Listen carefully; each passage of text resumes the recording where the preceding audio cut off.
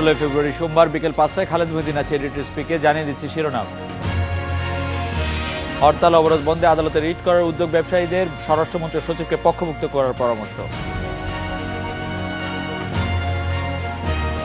নাশকতা বন্ধের দাবিতে বিএনপি গুলশান কার্যালয় ঘেরাও, খালেদা জিয়াকে গ্রেপ্তারের দাবি শাহজাহান খানের।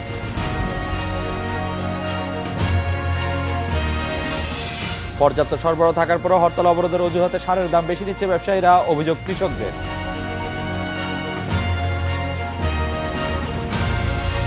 হরতাল অবরোধে ক্ষুদ্র মাঝারি শিল্পের উৎপাদনে ধস, কর্মীদের বেতন দেওয়া নিয়ে দুশ্চিন্তায় মালিকেরা।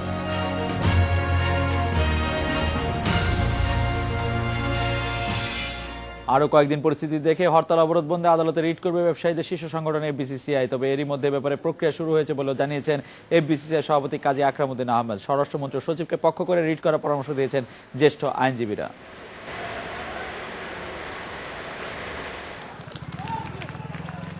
এক মাসেরও বেশি সময় ধরে চলছে ২০ দলীয় জোটের টানা অবরোধ হরতালের মতো সহিংস কর্মসূচি। প্রায় প্রতিদিনই আগুনে পুড়ছে অসংখ্য গাড়ি। সরবরাহ ব্যবস্থা বিপর্যস্ত হওয়ায় ক্ষতির মুখে পড়েছে কৃষি ও রপ্তানিমুখী শিল্প। বিভিন্ন ব্যবসায়ী সংগঠনের হিসেবে এ পর্যন্ত হরতাল অবরোধে ব্যবসা বাণিজ্যের ক্ষতি প্রায় ৯০,০০০ কোটি টাকা থেকে ১.৫ লাখ কোটি টাকা। তাই হরতাল অবরোধ বন্ধে ১০ জানুয়ারি আইনি পদক্ষেপ নেওয়ার ঘোষণা দিয়েছিল এফবিসিসিআই। এ ব্যাপারে প্রয়োজনীয় প্রস্তুতি নেওয়া হচ্ছে বলে জানিয়েছেন ব্যবসায়ী নেতারা। এর যদি বন্ধ না হয় তাহলে শীঘ্রই এই লাইনে আমাদের এটা কিছু করতে হবে, কারণ আমাদের তো বাঁচতে হবে। আমরা আলাপ আলোচনা কালকেও করেছি, আমরা আবার আলাপ আলোচনা করে আমরা জানাবো এবং সেই প্রক্রিয়ার ভিতরে আমরা আছি। আমরা আইনের দিকটাও দেখছি যে আইনে কোনো ব্যবস্থা নেওয়া সম্ভব কিনা, যাতে হরতাল অবরোধ যেটা অর্থনীতিকে ক্ষতিগ্রস্ত করে সেটা রহিত করা যায় কিনা। এ প্রক্রিয়ায় সরকারকে পক্ষ করে মামলা করার পরামর্শ আইনজীবীদের। ব্যবসায়ী সম্প্রদায় এগ্রি পার্সন একটা পাবলিক ইন্টারেস্ট লিটিগেশন করে হরতাল অবরোধ এগুলো বন্ধ করতে পারে। হোম মিনিস্টার, হোম সেক্রেটারিকে পার্টি করে রেসপন্ডিং করে ডাইরেক্ট কিন্তু স্টপ করতে পারে। আইনি প্রক্রিয়ার পাশাপাশি রাজনৈতিক দলগুলোর সংলাপের ব্যাপারেও উদ্যোগ নেওয়া হবে বলে জানিয়েছেন ব্যবসায়ীরা। Ummunahar Azmi, Independent News, Dhaka. Attorney general Mahbub Alam আছেন আমাদের সঙ্গে। জনাব মাহবুব আলম, আপনার কাছে জানতে চাইবো যে হরতাল অবরোধের নাশকতা বন্ধে বা হরতাল অবরোধের মতো কর্মসূচি বন্ধে ব্যবসায়ীরা রিট করার উদ্যোগ নিচ্ছেন। গতকালও দুজন ব্যবসায়ী আসলে আদালতের দ্বারস্থ হয়েছিলেন। আপনার পর্যবেক্ষণ কি এই ব্যাপারে? আসলে আইনের কতটুকু কি করার আছে বা এক্ষেত্রে কি ধরনের নিদান আইন আমাদেরকে দিতে পারে? অ্যাডভোকেট মাহবুব আলম।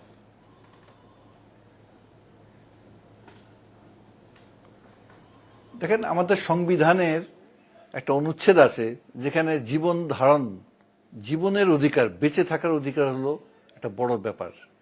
এবং যেখানে এই ধরনের মানুষকে মেরে ফেলা হচ্ছে, দগ্ধ করা হচ্ছে, আগুনে পুড়িয়ে ফেলা হচ্ছে, সেখানে মানুষের জীবনের প্রশ্ন হলো বড়, তারপরে মানুষের অন্যান্য অধিকারের প্রশ্নগুলো। তো কাজেই এই ব্যাপারটা তো আদালত বা সমাজ চুপ করে থাকতে পারে না।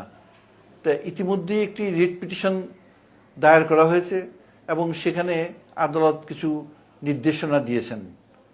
তো এখন আমাদের অপেক্ষা করতে হবে আদালতের এই রিট পিটিশনের চূড়ান্ত শুনানির ব্যাপারে।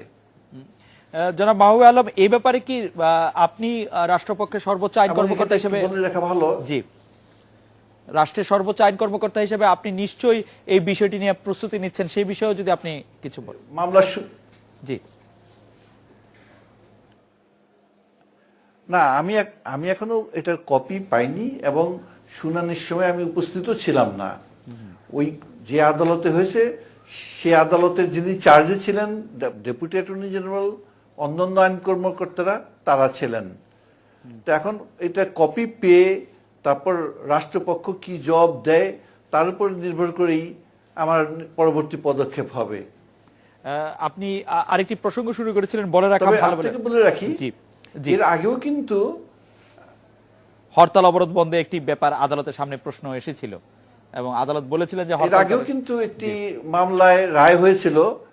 বিচারপতি গোলাম রব্বানী সাহেব রুল ইস্যু করেছিলেন এবং সেই রুলে আপনার তৎকালীন বিএনপির মহাসচিব, আওয়ামী লীগের মহাসচিব এবং অন্যান্য পার্টি তাদেরও বক্তব্য তিনি শুনতে চেয়েছেন এবং শুনে একটি রায় কিন্তু প্রদান করেছিলেন যে এরকম মানুষের জীবন নষ্ট করার জন্য যদি কোনো রকম কর্মকাণ্ড গ্রহণ করা হয় তাহলে সেটা নিশ্চয়ই সেটাকে নিন্দনীয় হবে এবং সেটা বন্ধের জন্য রাষ্ট্র পদক্ষেপ নেবে।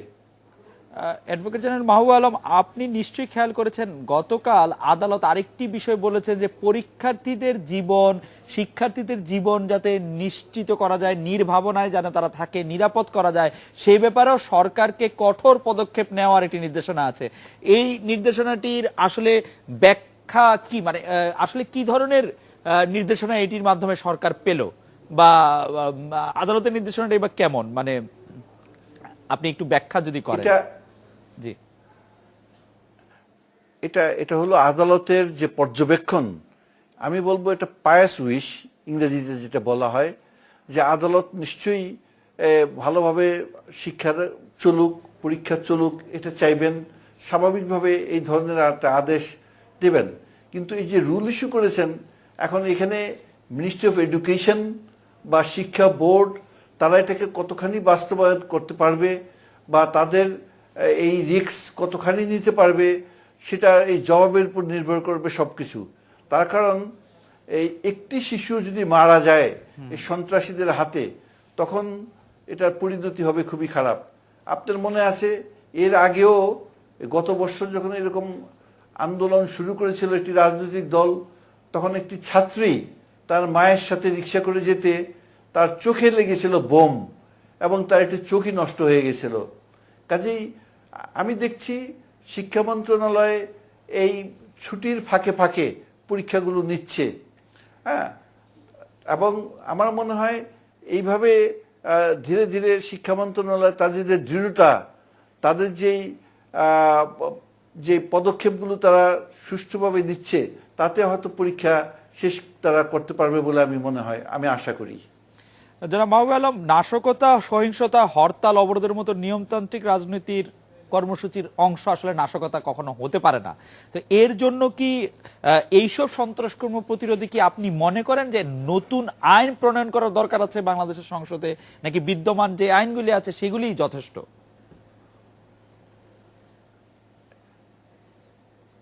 শোনেন, সবচেয়ে বড় ব্যাপার হলো জনগণকে এই ব্যাপারে জাগরিত করা। এবং পৃথিবীর ইতিহাসে দেখা গেছে সবচেয়ে বড় দুটো আন্দোলন, ভারতবর্ষের স্বাধীনতা আন্দোলন এবং আমেরিকাতে আপনার যারা কৃষ্ণাঙ্গ তাদের আপনার কতগুলো অধিকার আদায়ের আন্দোলন, এই দুটো আন্দোলনই কিন্তু হয়েছে আপনার অহিংস। তাতে কোনো লোককে আগুন লাগানো, তাতে কোনো লোককে হত্যা করা, এই সমস্ত কোনো ব্যাপার সেখানে ছিল না। এবং এই অহিংস আন্দোলন কিন্তু সার্থক হয়েছে এবং পৃথিবীর বহু দেশ এই অহিংস আন্দোলনের পথ অনুসরণ করে তারা ফলও পাচ্ছে। এবং পৃথিবীর বিভিন্ন জায়গায় যখনই সহিংসতা দেখা গেছে তাতে কোনো রকম ফল লাভ হয় না, বরঞ্চ এগুলো হলো জেদ। এই জেদের পরিণাম হিটলারের কি হয়েছে আপনারা জানেন, এই জেদের পরিণাম ক্যাম্বোডিয়ায় কি হয়েছে পল পটের আপনারা জানেন, এবং এই জেদের পরিণাম এই ইসলামিক স্টেট যেগুলো করছে সেগুলো কারো সাপোর্ট পাচ্ছে না। কাজেই মানুষকে হত্যা করে, মানুষের জীবন নষ্ট করে, মানুষের জীবিকা নষ্ট করে, মানুষের তারা চলাচলের বিঘ্ন সৃষ্টি করে কোনো কিছু লাভ হবে বলে আমার মনে হয় না। অ্যাডভোকেট জেনারেল মাহবুব আলম, আমি সর্বশেষ একটি অন্য প্রসঙ্গে আপনার একটু দৃষ্টি আকর্ষণ করতে চাই যে আপনি জানেন যে আমাদের প্রতিবেদকরা আমাদের বলছেন এবং খবর কাগজে আমরা পড়ছি যে জামায়াত নেতা কামারুজ্জামান যে আপিল আবেদন করেছিলেন ট্রাইব্যুনালের রায়ের বিরুদ্ধে, তার পূর্ণাঙ্গ কপি আজকালের মধ্যে চলে আসার কথা। এর পরে এর আইনি প্রক্রিয়াটি কি সেটি যদি একটু আমাদের বলতেন, বা এর বর্তমান অবস্থাটি কি আছে সেটা যদি আমাদের বলতেন।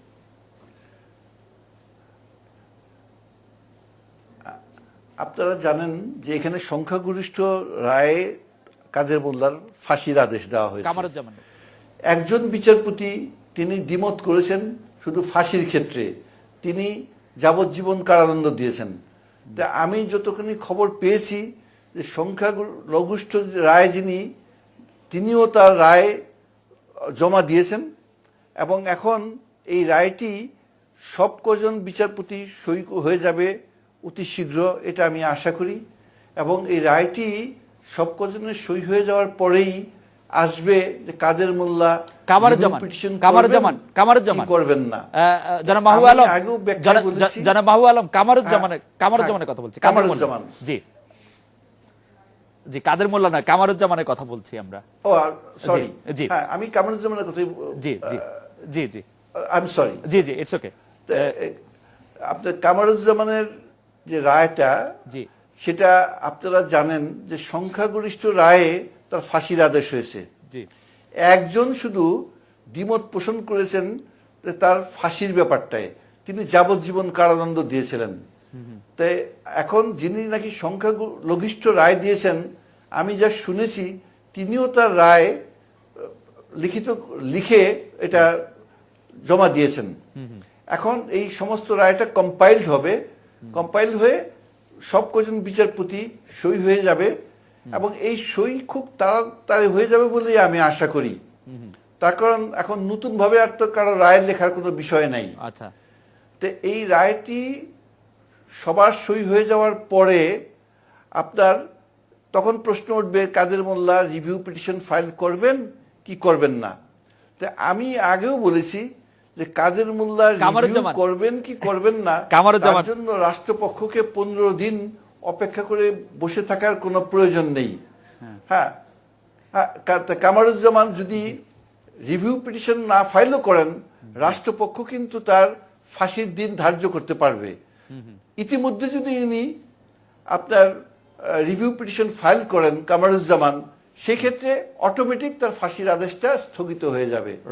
তাহলে ব্যাপারটা দেখা যাচ্ছে যে উনি যদি মনে করেন যে উনি রিভিউ করবেন, তাহলে অবশ্যই ওনারও 15 দিনের অপেক্ষা করার বাস্তব ক্ষেত্রে কোনো প্রয়োজন হবে না।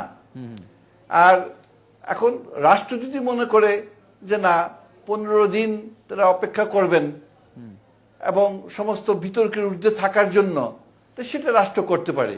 কিন্তু রাষ্ট্রের আইনগত কোনো বাধা নেই তার ফাঁসির দিন এই রায় প্রকাশিত হওয়ার পরেই এটা নিচের কোর্টে পাঠানো, ট্রাইব্যুনালকে পাঠানো এবং ট্রাইব্যুনাল কর্তৃক আপনার ডেথ ওয়ারেন্ট জেল কর্তৃপক্ষকে পাঠানোর ব্যাপারে কোনো অসুবিধা নেই।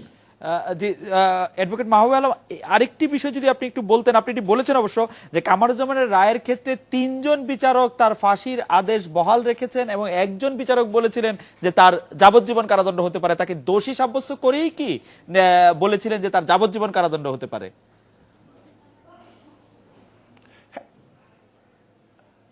না, দোষী সাব্যস্ত করেছেন ঠিকই, কিন্তু সেন্টেন্সের ব্যাপারে উনি বলেছেন যে ফাঁসি না, যাবজ্জীবন কারাদণ্ড। কিন্তু তাকে দোষী ঘোষণাই করেছেন,